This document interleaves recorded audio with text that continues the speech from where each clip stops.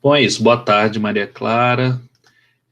Hoje a gente vai falar, a gente estava tratando do início da sociologia, a sociologia enquanto ciência, uma ciência da sociedade, o que motivou, quais seriam os fundamentos da sociologia, o contexto histórico em que essa forma de compreensão da sociedade foi desenvolvida. E hoje a gente vai ver um dos autores mais importantes, um dos 3 autores fundamentais dentro da sociologia, chamado Émile Durkheim. Ele é um sociólogo, né? A gente pode dizer que ele é o cara que inventou a sociologia, ou a sociologia da maneira como uma ciência da sociedade que necessita de um método, que tem um objeto específico, né? Como a biologia também tem um método, um objeto específico, a física tem um método e objeto específico, como as demais disciplinas científicas possuem método e objeto específico, a sociologia, ela vai, a partir do Durkheim, ela vai ter método e objeto específico. Evidentemente, após o Durkheim, ou até mesmo antes do Durkheim, alguns outros pensadores, alguns outros sociólogos vão propor novas maneiras de pensar a sociedade. Mas o Durkheim, ele é o primeiro que sistematiza um conjunto de regras, um conjunto de conceitos que vão ser importantes para o entendimento da sociedade. E o trabalho do Durkheim, ele vai muito na direção de que de uma discussão que é uma das discussões fundamentais, talvez a mais fundamental da sociologia, que é a relação entre indivíduo e sociedade. Porque se a gente for pensar em sociologia, né, na sociologia, estudo da sociedade, a gente está sempre estudando ou se deparando com essa relação. Até que ponto aquilo que os indivíduos fazem é uma imposição social, até que ponto as pessoas têm liberdade para atuar dentro da sociedade, até que ponto os indivíduos modificam essa própria sociedade, né, essa própria sociedade que eles estão construindo. Então, isso é um debate que vem desde o início da sociologia, com o Émile Durkheim, mas também passando pelo Marx e pelo Max Weber, que são os outros 2 sociólogos clássicos, chamados sociólogos clássicos. E essa questão da relação entre indivíduo e sociedade é uma relação fundamental que a gente vai tentar explorar aqui, e que o Durkheim vai tentar dar uma resposta muito específica a respeito disso, e que não necessariamente ele vai dar a melhor resposta, mas ele vai ter ele vai ter algumas reflexões que são importantes para a gente pensar essa relação entre indivíduo e sociedade. Para começar, até uma provocação, né, dessa relação indivíduo-sociedade. Pensa o seguinte, nós temos eu vou dar 2 exemplos aqui, duas questões polêmicas, e aí você pensa se você é a favor ou contra, tá? Por exemplo, a redução da maioridade penal, né? Essa é uma questão que volta e meia é trazida à tona, principalmente quando algum crime perverso, muito violento, é cometido por um menor de idade, ou quando a criminalidade aumenta por conta de crimes cometidos por pessoas que são menores de idade, né, que hoje a maioridade penal é 18 anos, e há propostas de redução de maioridade penal para 16, 14, ou até não haver maioridade penal, né? Os crimes serão julgados de acordo com a capacidade de entendimento verificada pelo sujeito na hora do julgamento. Então, há propostas, inclusive, nessa direção. Então, essa é uma questão importante, porque por que isso tem a ver com a relação entre indivíduo e sociedade? Isso tem a ver que, quando você fala, por exemplo, se você for levar argumentos de que a pessoa tem consciência, independente da idade, ou mesmo pessoas menores de 18 anos têm plena capacidade de saber o que é certo e o que é errado, você está dando maior ênfase à capacidade do indivíduo frente a imposições ou problemas sociais que essas pessoas possam ter. Então, você está dando maior ênfase à questão do indivíduo do que ênfase ou a capacidade de julgamento moral desse indivíduo do que a capacidade que tem da sociedade de impor determinados pontos. Pelo contrário, se você for contrário à maioridade penal, muitos dos argumentos vão vir na direção de que o indivíduo, especialmente esse jovem, ele não está em condições de tomar as melhores decisões para a sua vida, porque ele ainda não está plenamente preparado para isso, e que fazer com que essa maioridade penal não seja... fazer com que essa maioridade seja diminuída, você vai estar colocando indivíduos que são frágeis do ponto de vista social para responder como adultos a crimes ou pretensos crimes que eles venham cometer. Então, você também tem uma relação entre a liberdade, a capacidade individual frente às questões sociais que estão sendo colocadas aí quando a gente vai falar se é contra, a favor, a redução de maioridade penal. Outra discussão que também é muito comum, por exemplo, da discussão na escola sobre questões como identidade de gênero, orientação sexual, sobre o sexo biológico, enfim, sobre sexo, né, propriamente dito. Essas questões também são objeto de muito debate, até polêmica, porque, de um lado, você tem pessoas que defendem que a discussão de gênero não deve ser feita na escola, porque os indivíduos não têm as condições necessárias para o entendimento de quais seriam as melhores práticas em relação a isso, porque eles seriam altamente influenciados digamos, pela orientação sexual da escola, ou pela orientação a respeito da orientação sexual, a respeito da identidade de gênero, a respeito de sexo. Então, o que se defende, por um lado, é de que os indivíduos, os sujeitos jovens, crianças ou jovens, elas não teriam essas condições de julgarem o que é certo ou errado, e isso deveria ser, esse tipo de discussão deveria ser feito no interior da família. Por outro lado, você vai ter um conjunto de pessoas que vai falar, não, a pessoa tem plena capacidade de fazer esse debate, essa discussão, uma vez que os sujeitos têm, enfim, essas questões perpassam a vida desses sujeitos, independente da escola. Essas questões perpassam sua vida, o seu processo de sociabilidade, sua sociabilidade, seu processo de socialização, tanto na família quanto entre os amigos e em outros ambientes que não são esses ambientes controlados da escola. E essa discussão, esse tipo de discussão na escola, ele respeitaria nesse sentido os anseios e desejos desses estudantes, e mais faria com que as capacidades e aquilo que ele traz consigo seja respeitado e sejam levados em consideração. Então, ele tem autonomia para poder, diante de determinadas informações, tomar as melhores decisões possíveis.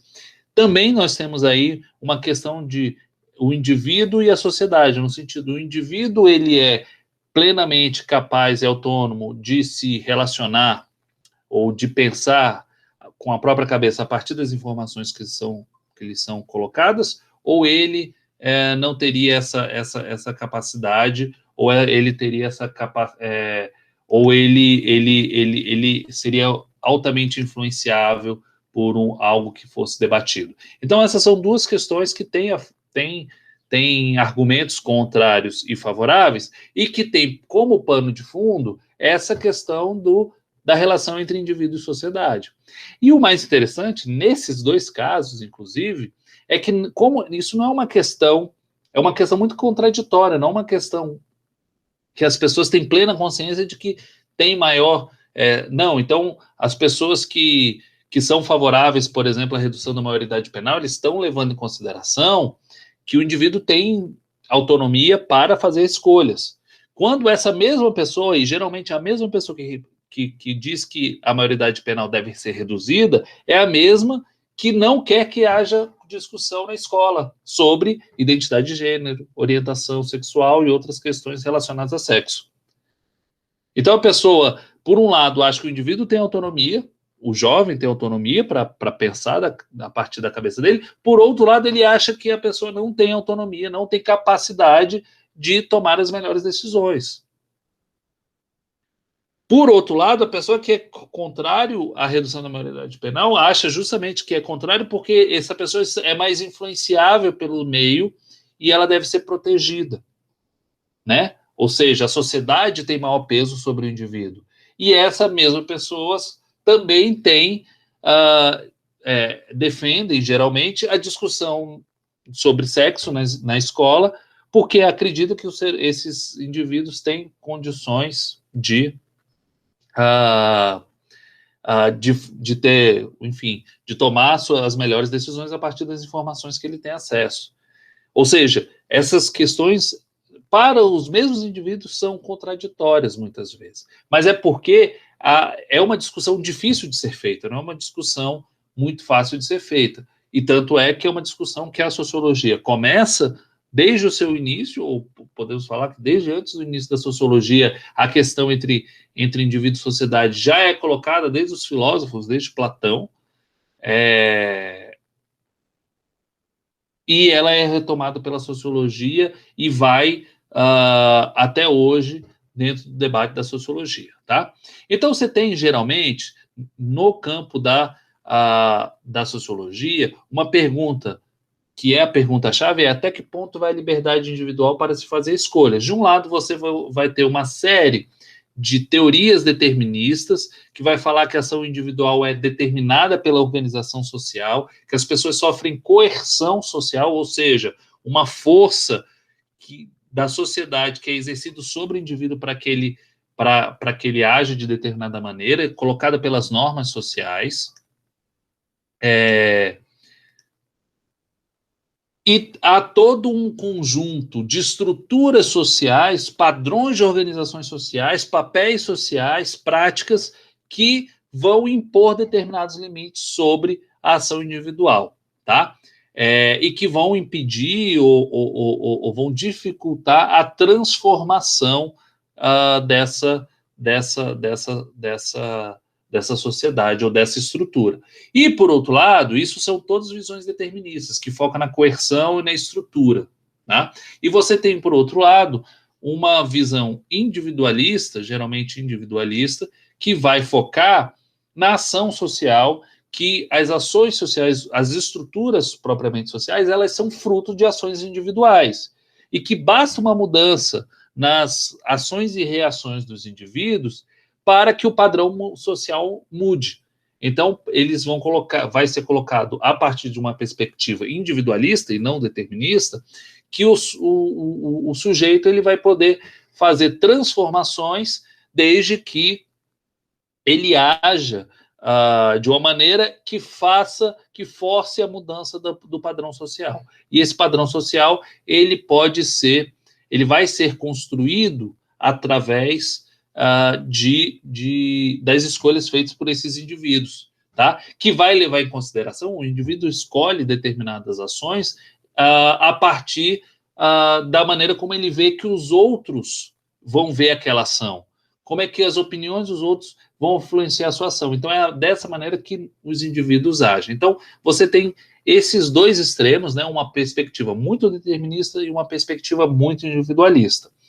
E, nesse sentido, alguns sociólogos e filósofos, eles trazem algumas contribuições. O Marx, por exemplo, ele vai dizer: os homens fazem a sua própria história, mas não a fazem segundo sua livre vontade, não a fazem sob circunstâncias de sua escolha, e sim sob aquelas com que se defrontam diretamente, legadas e transmitidas pelo passado. O que ele está dizendo é que nós, seres humanos, a gente é construtor da nossa história, mas a gente não faz as escolhas sobre essa construção da própria história a partir simplesmente da nossa livre vontade, se não levarmos em consideração as circunstâncias. Pelo contrário, as circunstâncias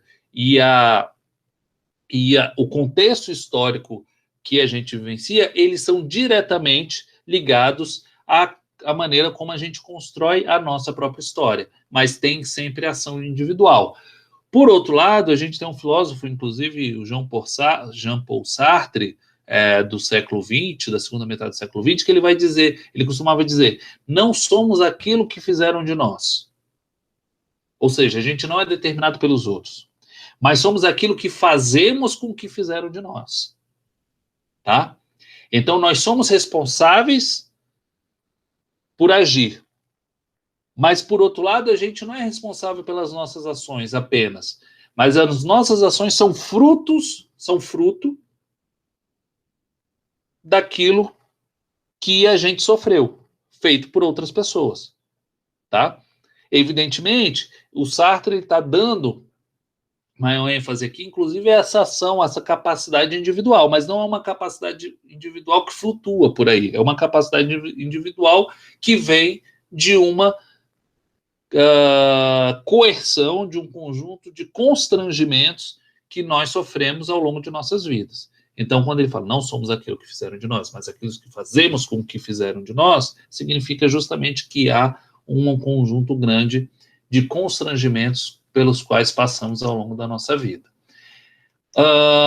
Nós temos, além do Sartre, nós vamos ter, né, e do Marx, que vão falar sobre essa relação de maneira até poética, se a gente for pensar, que esses são falas, inclusive, que reverberam até hoje algumas pessoas, você vai encontrar em memes, em alguns espaços no Facebook, alguém compartilhando, um dizer desse, enfim, esses são as figuras que falaram esse tipo de coisa. Mas, de fato, os nossos três sociólogos clássicos, o Émile Durkheim, o Max Weber e o Karl Marx, eles vão nos trazer perspectivas muito interessantes a respeito dessa relação entre indivíduo e sociedade.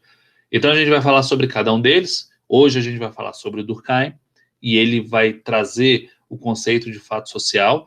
Depois, a gente vai falar sobre o Max Weber e, em seguida, sobre o Karl Marx. Então, para falar do Durkheim, tá? Ele vai trazer o conceito de fato social. Ele vai olhar, o Durkheim, ele é o criador da sociologia. E a sociologia, enquanto ciência, ela deve ter um objeto. Qual o objeto da sociologia? A sociedade. Mas o que é a sociedade? O Durkheim, digamos, a resposta imediata é um conjunto de indivíduos que vivem juntos. Tá, mas ela é a soma dos indivíduos. O Durkheim vai perceber que uma sociedade não é simplesmente uma soma de indivíduos. Ele vai perceber que, por exemplo, indivíduos se reúnem e criam formas de convivência muito diferentes entre si. E que, mais do que isso, essas formas diferentes entre si são criadas são criadas em algum momento que muitas vezes a gente não sabe o momento histórico de que as normas foram criadas. Evidentemente, nas sociedades modernas você sabe o momento em que passou a existir uma lei, por exemplo, mas muito das normas que a gente vive, elas não são normas que estão sob a forma de lei. São normas que estão na esfera dos costumes. E quando se iniciou um costume? As pessoas não sabem. Você pode fazer alguns levantamentos históricos sobre costumes, enfim, existem sobre isso, mas ela é algo que vai passando muitas vezes de geração em geração e vai se transformando lentamente e vai trazendo novas perspectivas de ação, novas possibilidades, novas normas sociais. Tá? E ele vai ver, bom, isso aqui, inclusive esse conjunto de costumes, eles influenciam a ação dos indivíduos. Mais do que isso, muitas vezes eles determinam as ações dos indivíduos. Os indivíduos quase que não conseguem agir por fora disso. E ele vai chamar esse conjunto de fatos ou fenômenos que são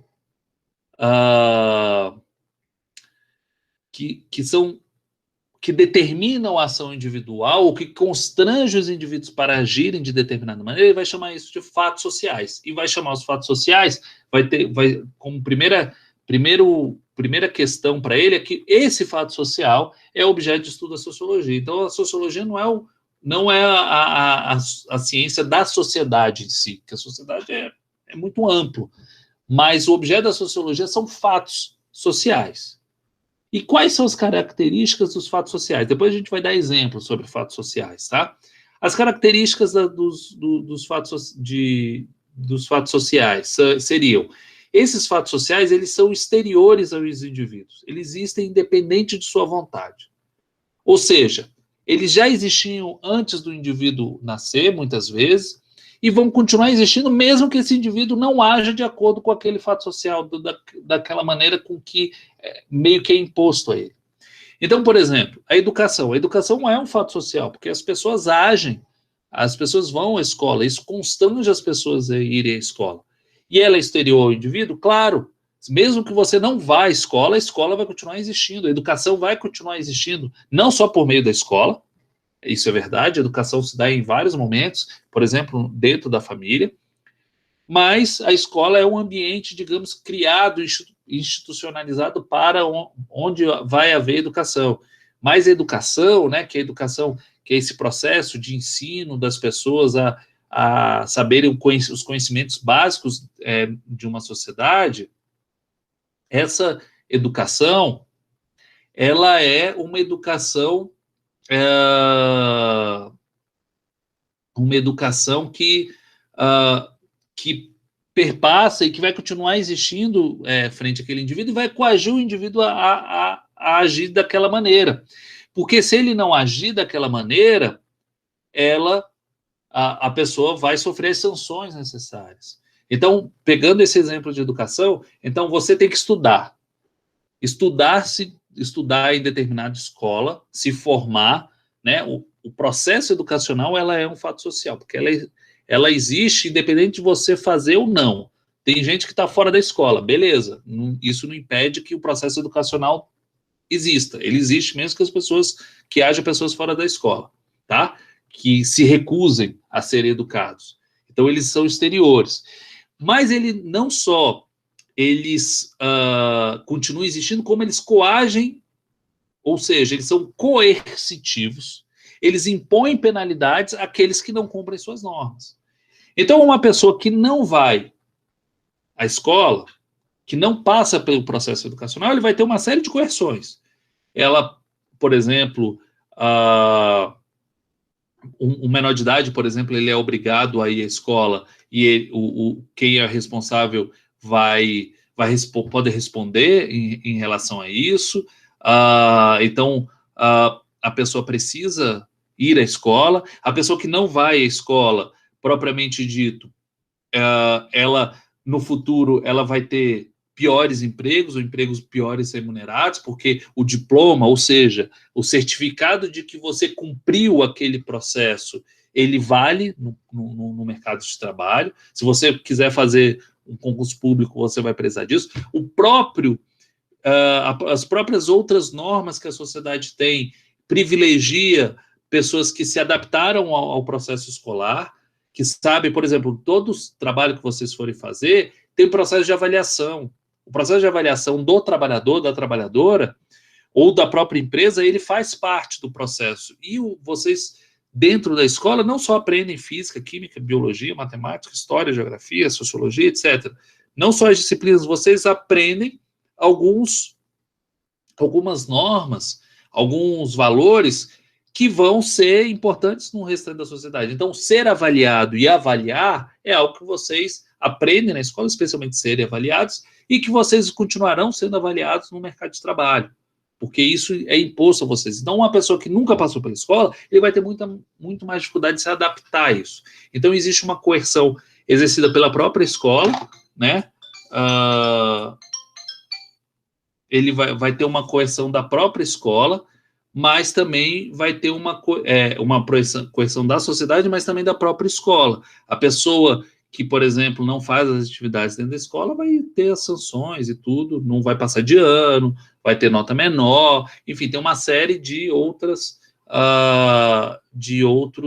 mecanismos que a escola impõe para que as pessoas respondam àquela necessidade, né? Respondam, não àquela necessidade, mas respondam àquela exigência. E outra característica dos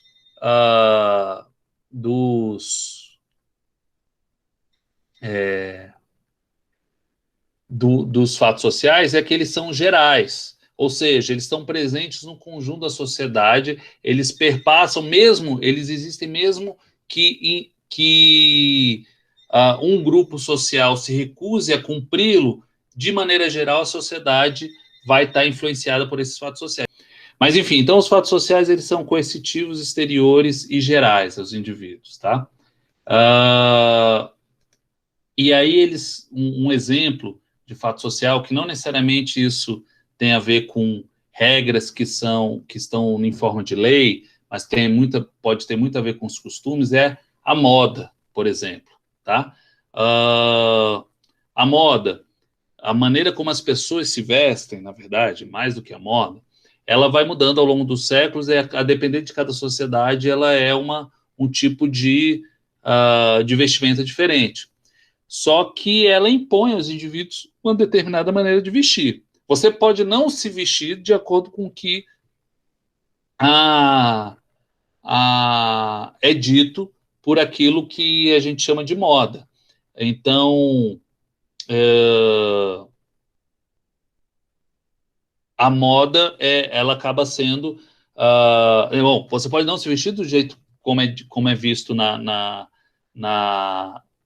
como é exigido pela sociedade, mas você vai sofrer consequências, porque, enfim, se você sair com uma roupa do século XIV, uma roupa do período medieval na rua, as pessoas vão olhar estranho para você. Se você sair só com suas roupas de baixo, as pessoas, muitas vezes, elas vão... Inclusive, você pode ser preso por aquilo ali. Mas se você simplesmente sair com uma roupa esquisita na rua, as pessoas vão evitar você, olhar e fazer brincadeiras. Enfim, elas vão te constranger de uma maneira que elas não fariam se você tivesse vestido da maneira chamada pela gente de normal, né? Que é a maneira habitual de que as pessoas em determinada sociedade, em determinado tempo, as pessoas se vestem ou deixam de vestir. Então, a vestimenta, a forma como as pessoas se vestem, aquilo que a gente coloca como moda de vestuário, ela é algo que é um fato social importante, uma vez que ela é exterior, ou seja, por mais que você se vista, queira se vestir de maneira diferente, essa norma, essa maneira de se vestir, ela vai continuar existindo, independente de você reproduzi-la ou não. Ela é coercitiva no sentido que ela vai te coagir a você agir de determinada maneira, e ela também é geral, uma vez que o conjunto da sociedade, ou um grupo específico da sociedade, se veste dessa maneira. Evidentemente, a depender do grupo, da idade que você faz parte, da cidade que você vive, há maneiras e maneiras de se vestir e que vão te identificar, inclusive, com determinado assunto. Então, a moda pode ser visto como um fato social, tá? E o que seria a sociedade para o Durkheim? Já que eu falei que, enfim, o fato social são aqueles conjuntos de fenômenos que coagem o indivíduo, que fazem o indivíduo agir de determinada maneira. E para ele, a sociedade a sociedade para o Durkheim, ele seria um sistema, ou mesmo um organismo, em que as pessoas, os indivíduos, os grupos e as instituições teriam funções dentro desse sistema, tá? E é um sistema que funciona por meio dos fatos sociais. São os fatos sociais que vão moldar, fazer com que os indivíduos ajam de determinada maneira. Então, cada parte, cada instituição de uma sociedade, ela vai ter uma função. Então, a escola, o exército, igreja, mercado, família, então ela vai funcionar justamente como esse sistema, como um organismo. E o todo da sociedade vai ser muito mais complexa do que você somar principalmente somente os indivíduos. Então, essa é uma outra característica do pensamento do Durkheim, que ele vai falar, ó, você não pode determinar o que é uma sociedade só olhando para o indivíduo. Porque você não consegue, se você for entrevistar um indivíduo, você não vai saber como funciona uma determinada sociedade. Você tem que observar a sociedade, e a partir da observação da sociedade, das instituições daquela sociedade, dos grupos que constituem aquela sociedade, você vai começar a perceber como é que são os indivíduos que são formados por essa sociedade. Mas você não conseguiria fazer o contrário. Olhando só os indivíduos, perceber como é a sociedade, tá? Então, o Durkheim aí, nesse sentido, ele está dando muito mais ênfase, e o Durkheim dá muito mais ênfase à sociedade do que aos indivíduos, tá? Então, o que seria essa sociedade para o Durkheim também? Ela funcionaria somente se houver coesão social, ou seja, se cada elemento atuar de acordo com sua função, obtendo os benefícios de viver em sociedade. Além disso, ele vai dizer que há laços, em cada sociedade há laços que unem os indivíduos à coletividade, unem os indivíduos entre si e constituem aquilo que ele chama de solidariedade social. E ele vai chamar a atenção de dois tipos de solidariedade que existem nas sociedades. Um é que ele chama de solidariedade mecânica, em que os indivíduos pensam e agem de maneira semelhante. E outro que ele chama de solidariedade orgânica, em que os indivíduos agem dependem, a solidariedade é criada quando os indivíduos dependem uns dos outros. No mecânico, a solidariedade existe porque as pessoas são iguais. E na solidariedade orgânica, a solidariedade existe porque as pessoas são diferentes, mas são diferentes e dependem uma das outras, tá? E aí ele vai pensar assim, bom, e o que gera solidariedade entre um grupo de pessoas diferentes que são, que a gente vai falar que são dependentes entre si. Como é que isso se dá na prática? Vocês já devem ter visto esse seriado, ou se não viram, eu recomendo, que é bem divertido, chamado La Casa de Papel. La Casa de Papel. Tá? A Casa de Papel é sobre um grupo de pessoas que se reúnem para roubar a Casa da Moeda na Espanha, tá? E cada um desses indivíduos que estão ali, a Tóquio, o Rio, Denver, Moscou, Nairobi, Oslo, Helsinki e Berlim, são dirigidos pelo professor, que é aquele ser que está, essa figura que está aí no meio.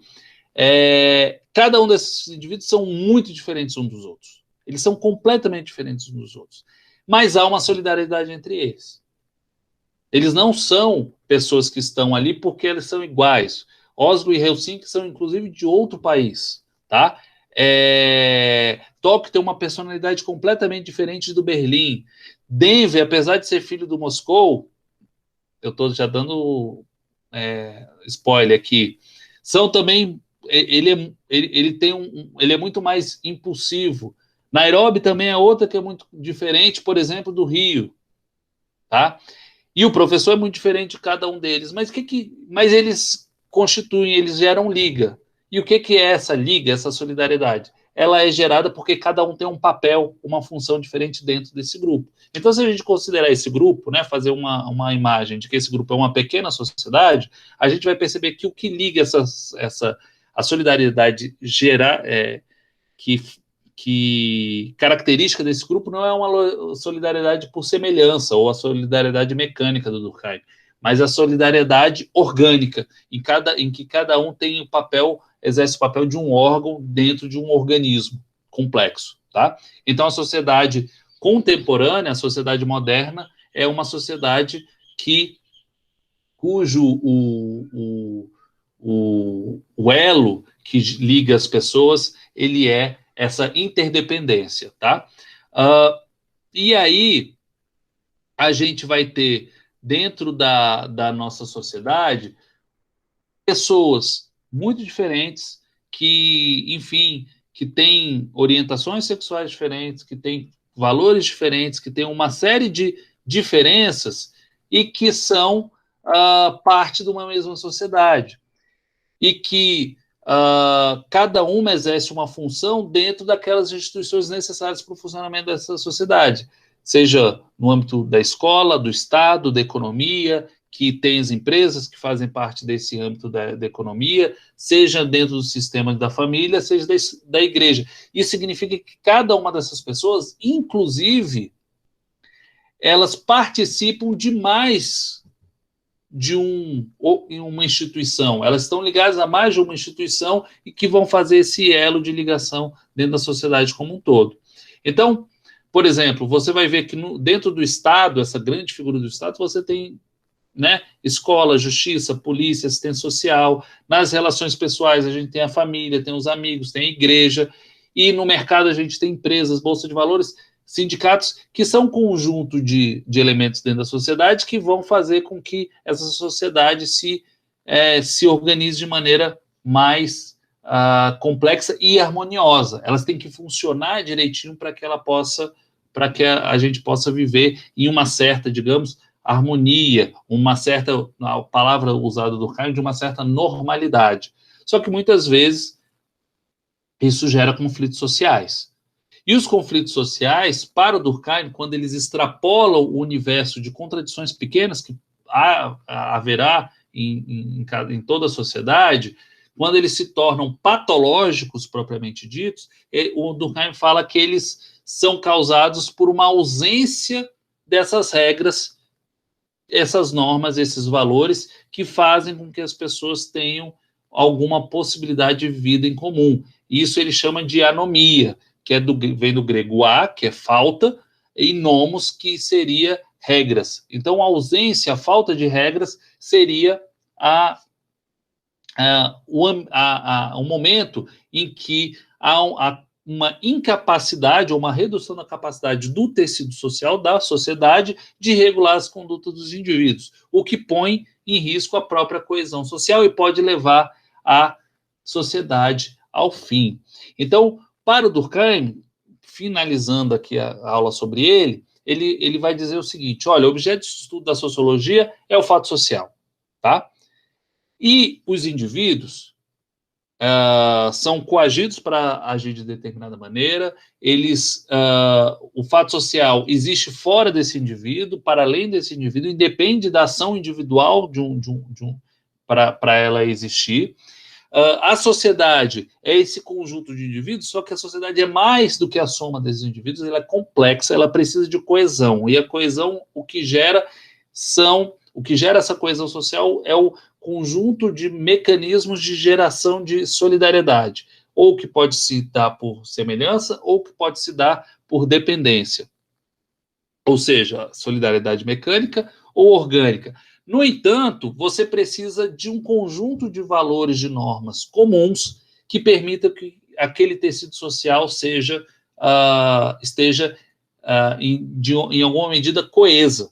E ao estar coesa, essa sociedade vai funcionar normalmente por meio de suas instituições.